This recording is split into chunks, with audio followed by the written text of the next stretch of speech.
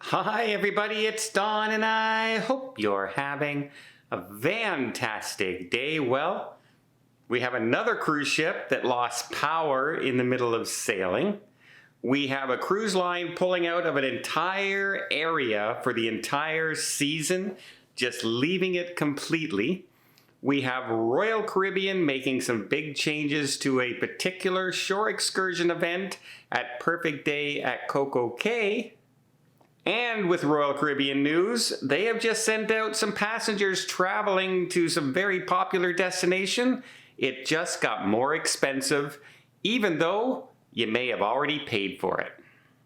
Do you remember those old days when you used to get emails, the first days of the internet, where some African prince will, I'm in trouble, I have millions and millions of dollars, but I can't access it because I don't have money to pay this thing to get it. And if you just give me this money, I will give you $1 million. Well, that was technically the first spamming email and things collected. Now, there are actually groups out there and companies out there that do this for a living. They collect your information and they sell it to legitimate businesses and illegitimate businesses. They don't care who they sell it to as long as they sell it. It's all about the money. And sometimes these can get into some very nefarious dark web kind of situations. And this is happening every time you search the web. That's why I use Incogni. Now what Incogni does is it monitors this situation.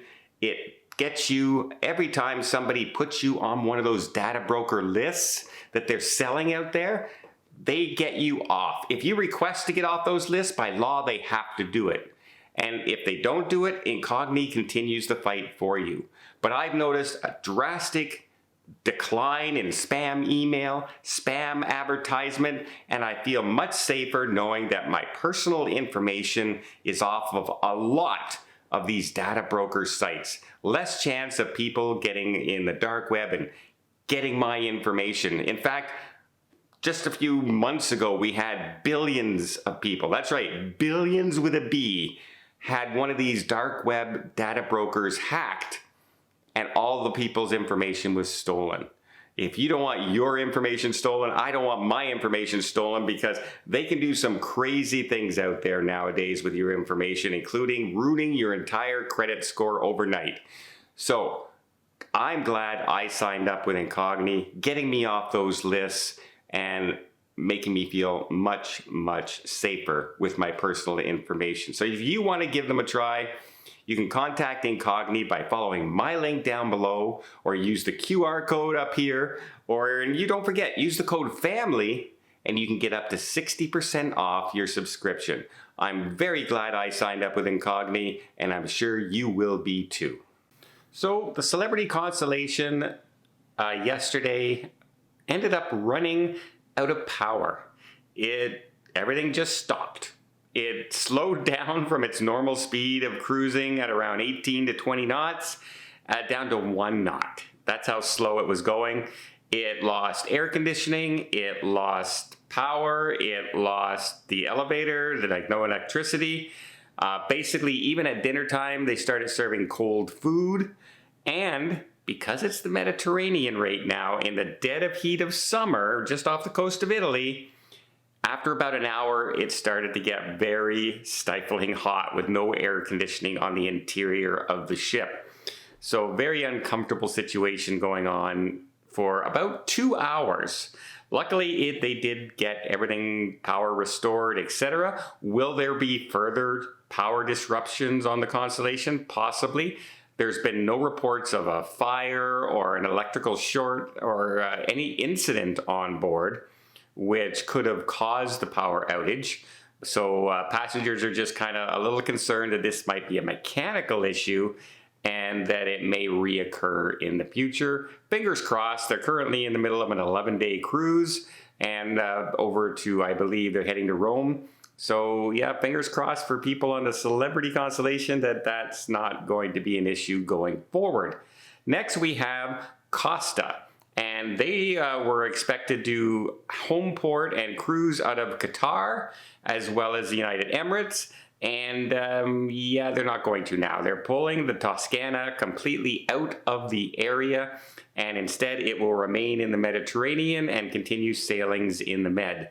So yeah, they say because of geopolitical atmosphere and the things that are going on in that area, they don't want to take a chance with crew, the ship, or passengers' safety, so they just decided we're not going at all. Now, also, if you're planning to go to Perfect Day at Coco Cay, one of the things I love to do when I'm there is go on their jet skis, rent a jet ski and have a fun jet ski trip. I love driving those. Well, it just got a little harder for some younger people because even though the driving age in the United States is 16, you can get your license, same in Canada.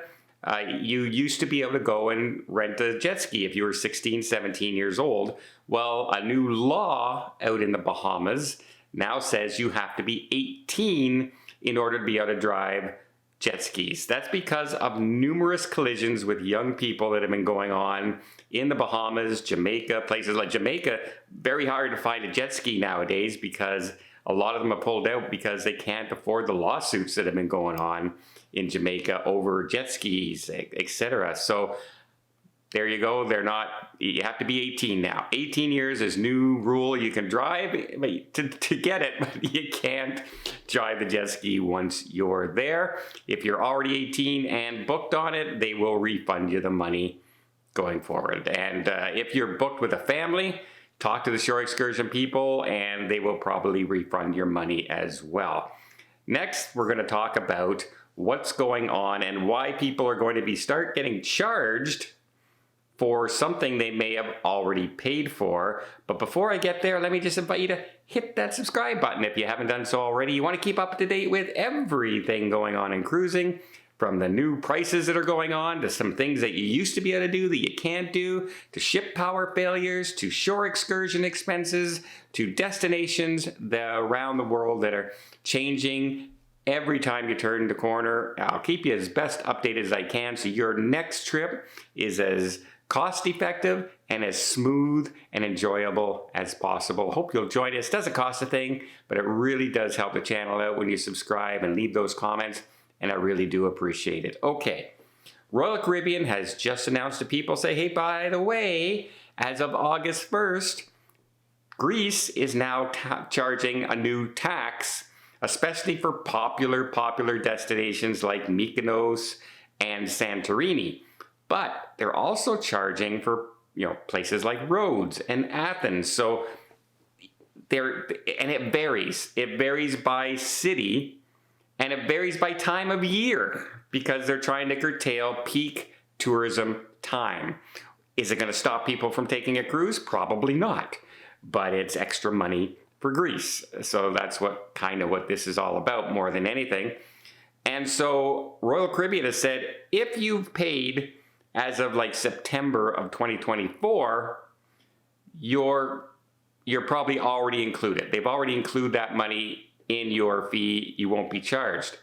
However, if you haven't paid, if you paid before that, if you booked your cruise before that time, you will now be charged once you're on the ship per stop that is charging this new tax.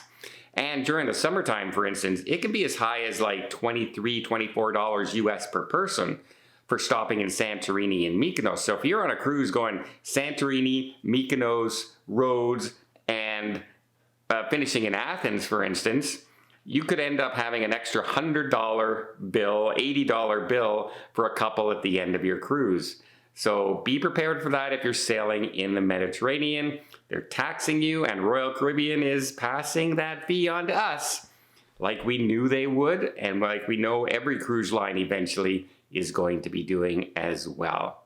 Well, let me know what you guys think. Does this stop you from perhaps taking a Mediterranean cruise because you're going to have to pay an extra, say, $100 total for your cruise?